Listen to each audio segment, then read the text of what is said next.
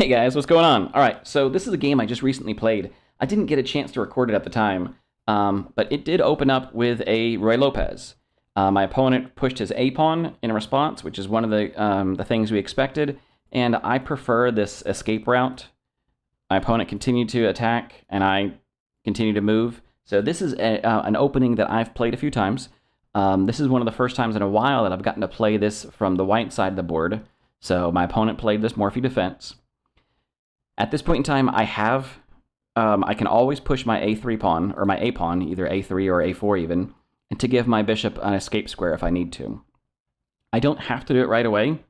My opponent has to make at least two pawn moves, or even two pawn moves to attack my bishop. So if he moves a pawn, then I move a pawn. So that's kind of the stalemate we're at here. If he moves, then I'll move. I don't need to move ahead of time. My opponent's next move is a little confusing to me. He puts this knight on the edge of the board. And I'm asking you guys who are watching this, please don't do this. Unless you need to, right? If you have to do it, sure. But we'll keep an eye on this knight here in a second. My next move is to prop up my center. Open up my dark square bishop. Notice his knight is totally protected. My opponent makes this very strong attack here in the center. He's got it propped up. He is putting pressure on both of my pieces. But I see a tactic. So I take my f knight, and I capture his knight. He captures back with a pawn. But now notice, this knight over here on the edge of the board, my opponent's dark knight, the only squares it can go to are covered by my pieces. The only way this knight is moving is if it goes home. So this knight is stuck here on the edge of the board for as long as as I want it to be. My opponent would have to somehow get a pawn push before he can move this knight. And that's possible. Like, it's totally possible my opponent could do that.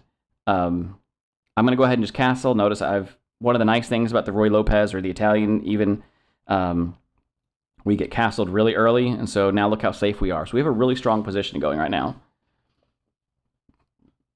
Now my opponent has made another pawn move, and I'm fully expecting this the f pawn to come up as well. So this is my thought process. So my opponent is prepping an f pawn move. And why is he prepping an f pawn move? Because his knight is stuck, and he has to get it back. And the only other way to get it back into the game would be just to retreat it and admit that the knight is badly placed. So I'm expecting an f pawn move. But that got me thinking. First things first, let's go ahead and get my bishop out, right? We opened up that diagonal for a reason. It does blockade this pawn, so it can't continue to walk, but that's not its purpose. Mostly it's just to get it out into the world. Also, notice my light square bishop, or my knight on the b square, it can either go to the edge, which we've just been berating our opponent about, so we don't want to do that, or it can go to c3 or d2. So my dark square bishop needs to get out beyond d2. Well, it can't stop on e3, so it's got to go to f4. So it's kind of process of elimination, the only place it can go to. My opponent fianchettos. So we also, let me back up a little bit. We also should have expected this. Notice the other thing that this pawn push does is it goes for a fianchetto structure, right? And if my opponent is fianchettoing that dark square bishop, it protects this pawn in the center of the board. You know what I could have done? I could have pushed my c pawn and made this exchange before my opponent got his bishop involved, right? But I chose not to. Because I was expecting this pawn move instead, and my opponent decided to continue with his plan of getting his bishop out. So that's fine. These are all standard developing moves. I have now opened a path for my knight to get involved, so my knight is now in the game. And the pawn move I was not expecting. So the pawn move that we were expecting was the f-pawn. My opponent goes g-pawn. Now, g-pawn means I have to move my dark square bishop. So I know that I can tuck it away. So I move it back. Notice the only way to put pressure on this bishop is one pawn move, two pawn moves. One pawn, two pawn. So just like we do on the queen side or our light square bishop, I don't have to make a preemptive move. I don't have to make that hidey hole until my opponent moves his pawn. I don't listen to my own advice. This is a theme.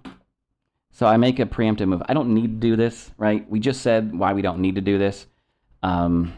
This knight is not getting into the game. Well, now I guess it could get into the game now because I'm not really taking it with my queen. But I still don't think that this was a strong move. Even if my opponent had thrown material down the board at me, like, I can always blockade it with my knight, right? So he's not really threatening anything. And all this does is waste tempo. So I wasted a turn. I wish I hadn't wasted a turn. Oh well. I have this defended twice. I know that at some point in time, my rook is going to come over here to e1 and put pressure along here, so I'm not worried about this pawn in the center of the board. But one of the things that I do remember from past games is the pressure that can occur down this f7 square. Now, my opponent has it covered with their knight, and that's the one good thing about where their knight is placed, is that it is covering that f7 square. So there is not the threat of this early checkmate like it was in that that one game that we saw earlier. Oh, man. Yeah, so that is not a threat, but I do want to put pressure on the board. When I looked at the engine earlier, it did say that if I'm moving my queen, consider going all the way down to h5, because it still puts that pressure on, but it also puts a little bit of pressure on the opponent's knight that is, badly placed. I did not at all consider that over the board. To me, that was a very aggressive move that I would not have seen. I would be too worried about trapping my queen. And I guess it also puts pressure here. So, I mean, this queen does a lot of work. But I don't know, I was just a little too nervous to see something like that, so that's not something I would normally notice. My opponent offers a queen trade. I was really debating on whether or not I should take or move. And really the only square that I would move to would be either to come back to e3 or go all the way up to h5. And I said, you know what the heck, let's make the trade. Let's get that taken care of. Get my e1 rook move. And then my opponent castles, and I honestly didn't expect him to castle queen. I didn't expect him to castle at all. Like with this pawn structure, like his pawns are just all over the place. Like I just figured, you know what? He'll just play with his king in the center of the board. That's not the end of the world, right? He can have rooks down the edge. But my opponent castled queenside. I was not prepared for it, but that's okay. I feel really strong. Like, we have stuck to the principles. We have stuck to the lessons we learned from our past Ruy Lopez games. So, like, we're in good shape, right? At this point in time, so I start trying to figure out what I want to do next. And we have opposite side castling, which typically means that there is going to be a fight, right? It's not going to be just a nice drawed out game. This is going to be a fight. I have lots of pawns on the queen side. My opponent's king is out here a little bit exposed because there's pawns a little bit all over the place. So you know what I'm doing? I'm throwing material down the board now, and I'm going to start busting open this position. So this is what I was looking at. Even if my opponent pushes past, that's fine. You know, that pawn will eventually become a target, and then I can blockade his pawn in place. You know, I've got it protected. So yeah, this still felt pretty strong to me. It felt pretty good. There's not a lot of targets on either side of the board, and I wish I had spent a little bit more time because my opponent sees a tactic that I don't, and we'll see it here in a minute. But I start looking at, okay, you know, this pawn structure, we're going to bust it open, so let's push. So I'm going to push my c6 pawn. My opponent will take one way. I'll push my other pawn. You know, I'll take back with my b pawn. He'll take with his other pawn. And yes, right, he is now got a pressure on my knight, but that's okay. I hop my knight up here, so I'm now got my knight in the center of the board in front of his king. I feel really good, and it's defended. Like, that felt really good to me. So I push my c3 pawn. Do you guys see the tactic? Actually, this is a good spot. Let's just pause here for a moment, and let me know if you guys see the tactic that my opponent spotted that I didn't. And don't cheat. Come on now, don't cheat by pulling up the answers. But yeah, so he takes with the pawn, which I fully expected. I take back with my pawn, and I was ready for this. I had it all planned out in my head. My knight's going here. It is propped up by a pawn, propped up by my bishop. I have got a really strong knight. Didn't see that one coming, did you? No, bishop captures on c3, threatening my undefended knight, x-raying my rook. I didn't even notice that he was also x-raying that rook. So my opponent has a major fork on me that I missed.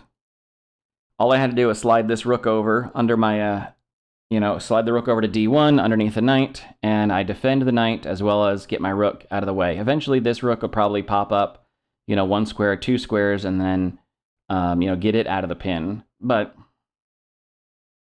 I defended my knight, so I did that. I defended my knight, but I dropped a rook. So now I'm down on exchange. I've traded my rook for his bishop. Not great. So now, again, standard lines of getting your rook under his king. Like, I still feel like I've got some good things. So I'm not throwing in the towel yet. I'm not quitting. I've got two strong bishops in the center of the board. I have a safe king, right? And I've managed to get some pawns together, right? I've still got a chain of pawns together. One little pawn move, and I have a nice, strong chain of pawns. And my king has plenty of squares to hide around. If this pawn is here, right, my king can hide through this whole maze of pawns if I have to. So I still feel pretty good. Let's see where else we go from here. My plan was always to get my knight up onto the c4 square. So that's what I do. I get my knight into the c4 square. Feeling pretty good about it. My opponent makes a king move. I think that he was just trying to get his king out from underneath this bishop spy. I don't know. Maybe he was looking to push this pawn because that does come. Let's see. He's got, I've only got one defender on this square. So pushing this pawn does mean that, let's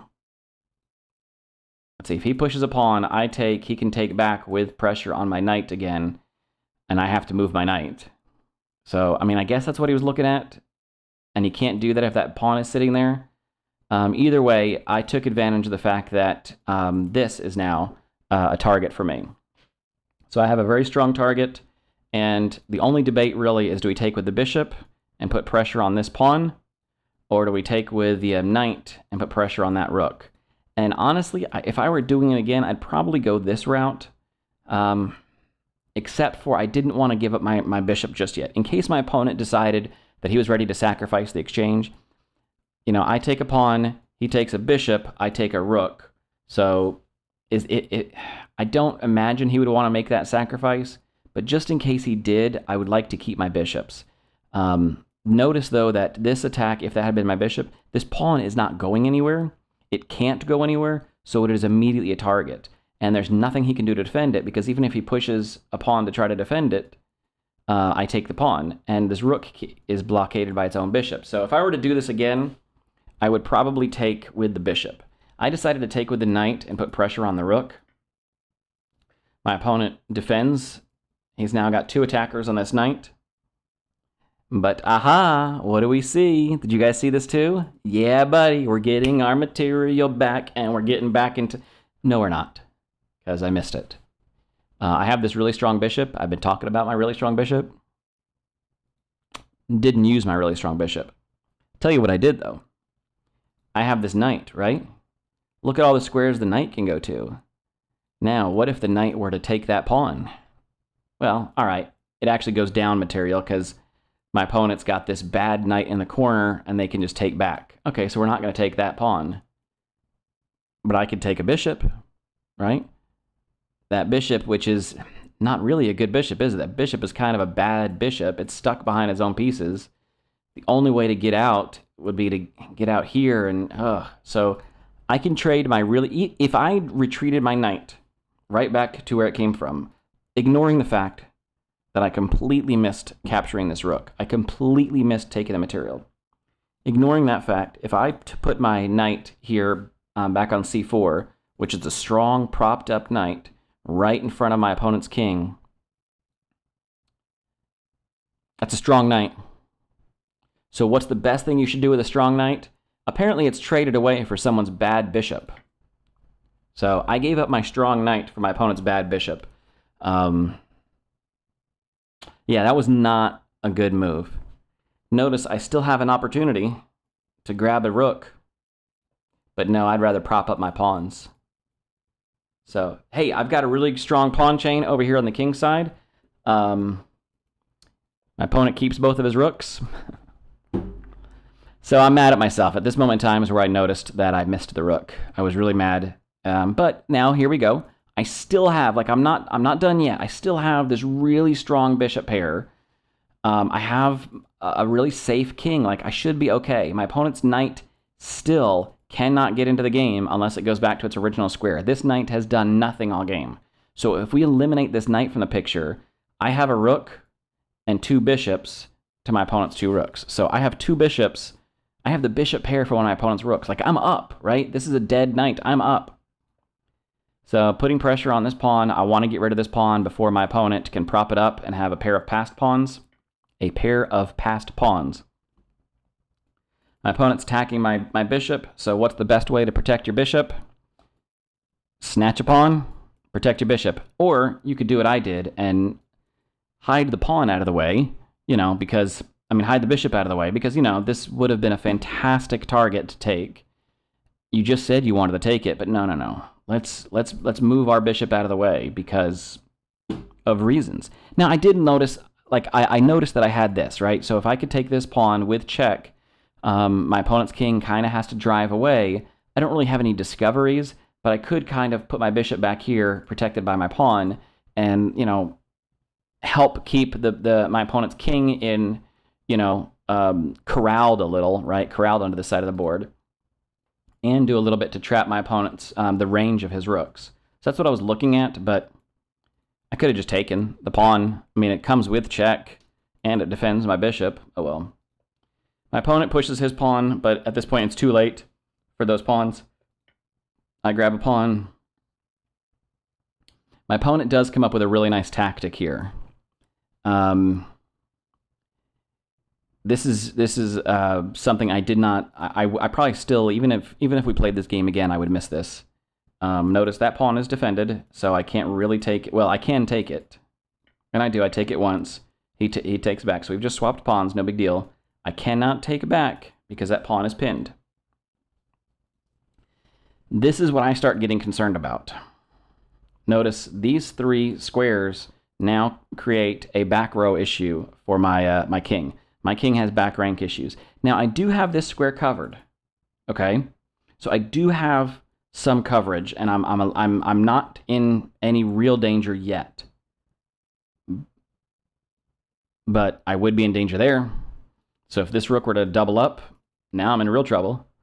This knight is doing a great job. This is what you want your knight to do, to blockade the king in. I cannot move my bishop to put my opponent's king in check. Well, I guess I could, but then I'd have to bring it right back because I have to keep an eye on this square.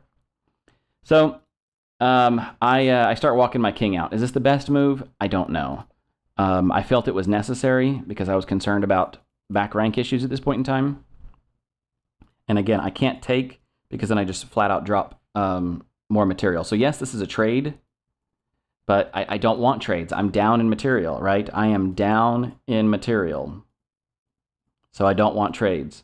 So this is what I was concerned about. And notice this would also, if I take here, my opponent takes here, eventually he takes that pawn. My opponent now has a rook cutting me off this way, rook's cutting me off this way, a rook cutting me off this way, and a rook cutting me off this way. Like, my king is in a bit of trouble. So that's what I was concerned about, and I did not want to deal with it, so I just started getting my king out. Notice now it's a little bit safer. I do have this square available to me if I have to retreat. Attack the undefended piece. Excellent. I felt like this was a strong move. I'm defending and I'm attacking. My opponent attacks my undefended piece. And once again, I'm going to ask you guys to pause your video and figure out the best possible move that can be made here. Do you see it? Should be pretty easy, right? This one's pretty obvious. And good, because actually this time I saw it too. So I was really happy I caught this one. So my opponent attacks my my undefended bishop, but drops a piece. Now, at which point in time, my opponent's strongest threat is this passed pawn. and he wants to put it to work. I think that his next exchange was weak. I feel like at this point in time, he should not be trading pieces. He should be defending this pawn. Probably getting this rook involved. Notice, even if he leaves this rook here, he takes back and advances his pawn as well. And it would be, I would have to get my bishop all the way out here just to defend it, and he could start swinging his, well, it would be a little bit of a challenge. I do have this, so, or even I guess I could have this too. So I've got it covered a little bit, but I was thinking that if my opponent took here, or if I took his rook and then my opponent took back, he has a very fast passed pawn that I would have to scramble. But it didn't work out that way. My opponent decided to trade rooks, and I'm totally okay with it because now I can pick up his passed pawn.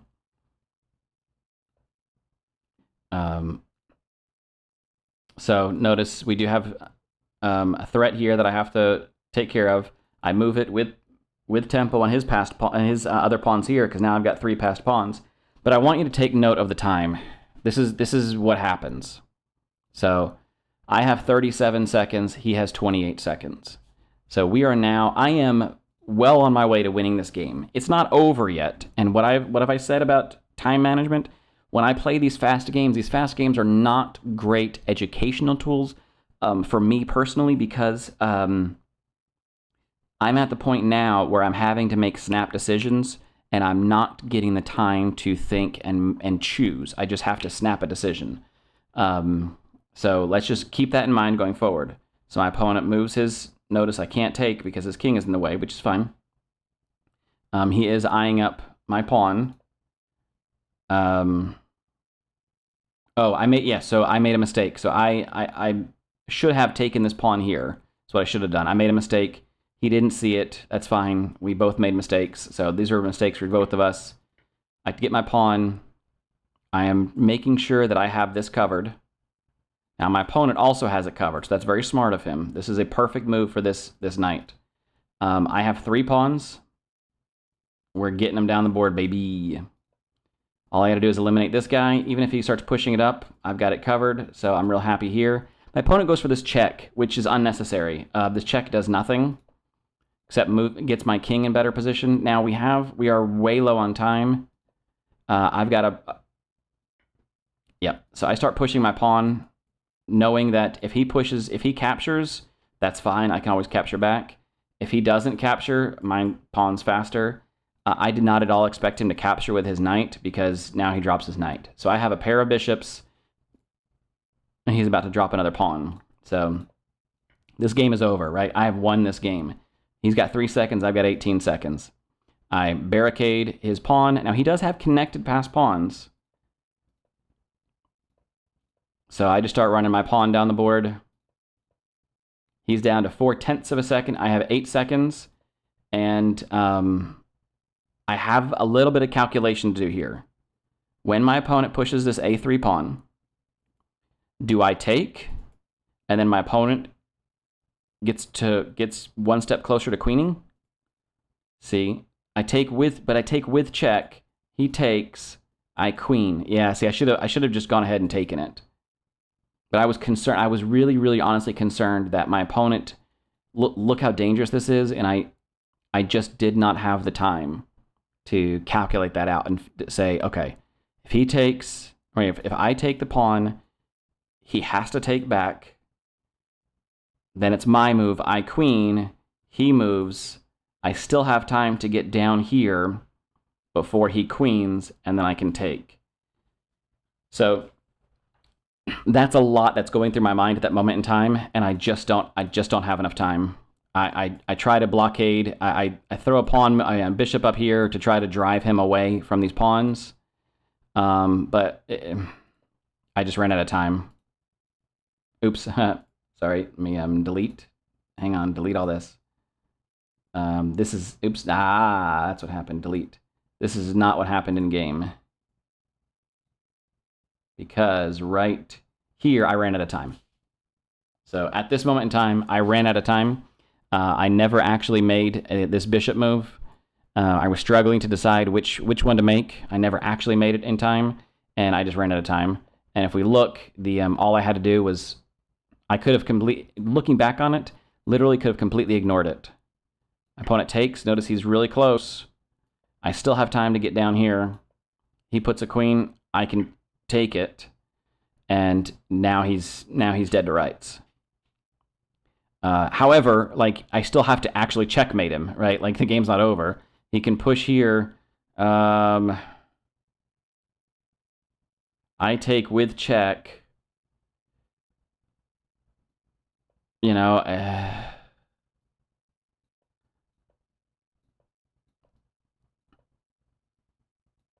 something like that. No, he's still got an escape square. There we go. Yeah. But yeah, so I never never got there. So these are the things I was trying to figure out how in my head I could pre-move and how fast could I pre-move. Because here's another thought. Like, what if I pre-move? What if he just pushes past? Yeah, I still have time, but if I had pre-moved to this square,